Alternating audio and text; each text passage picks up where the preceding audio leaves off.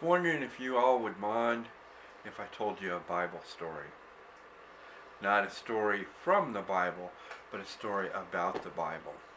Specifically about the first Bible published in North America. There were already lots and lots of Bibles here, but they were all published in Europe and brought over here by ship. This is a story about the first Bible published in North America. Now, to tell this story properly, I have to go all the way back to the first Thanksgiving. In particular, I have to talk about Squanto. Squanto is the Native American who helped the Pilgrims get through their first winter. He was an amazing human being.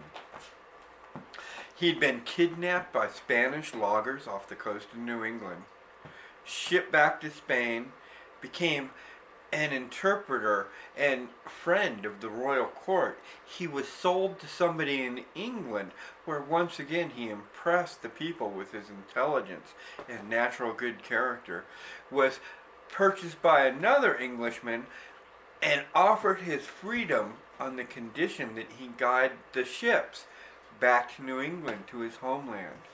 And even though he had never come there from that direction before, he was successful. He landed on the beach near his hometown, only to discover that his hometown had been destroyed by plague. That disease had ravaged his entire community, and his entire village was dead and deserted. So when the Pilgrims arrived, because Squanto did not want the ghosts of his parents and family and children to be alone, he encouraged the Pilgrims to live there. He taught them how to fish, how to farm corn, which plants were edible and useful for different tasks. And Squanto helped the Pilgrims celebrate the very first Thanksgiving, which was a reward from the Pilgrims to the Native Americans for their helping them stay alive. What most people don't realize is that the grandchildren of those children at the very first Thanksgiving went on to make it illegal to be a Native American. Illegal and punished by whippings to be caught speaking a Native American language.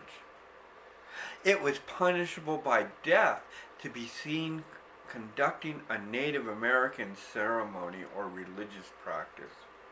Now, many peoples, among the Pequot and several other New England tribes, saw the wave of the future, decided they needed to dress like white men.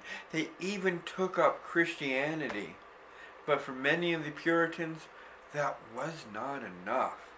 In one Pequot village, while the Native Americans were dressed as white men and gathered inside a church, the English Puritans got together, barred all the doors, and lit the church on fire, burning everybody inside. All these Pequots holding hands and singing Christian hymns while the Christians outside wouldn't let them escape. They decimated an entire village except for one 10-year-old little boy. And why that little boy wasn't at church that night to be burnt like the others, I don't know. But what I do know is there was a preacher who adopted that little boy.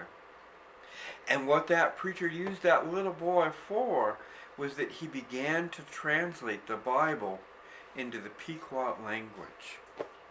And this book took decades to finish. By the time it was done, hundreds of Pequots from all around the countryside had contributed for years to help make that Bible into existence. And so that's the story of the first Bible published in North America. It was a Bible written in the Pequot language, and its first translator was a little boy whose parents were burned alive inside a church while they were holding hands and singing hymns. Happy Thanksgiving.